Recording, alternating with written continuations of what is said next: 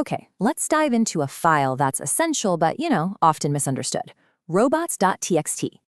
So you've got this army of bots from search engines visiting your website every single day. Well, this simple text file is your gatekeeper. It gives those bots a clear set of rules. And it always lives in one specific spot, the root directory of your site. No exceptions. So why does this matter?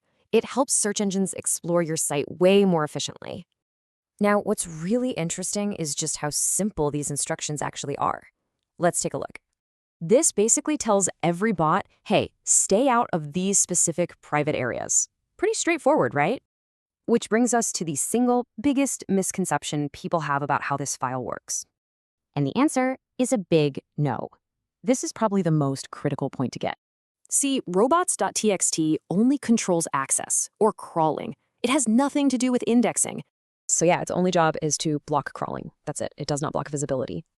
If you actually want to remove a page from search, well, that's a whole different tool.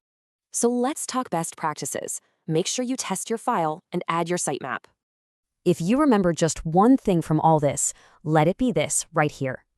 So now you have the knowledge. Your gatekeeper is officially on duty and waiting for your orders.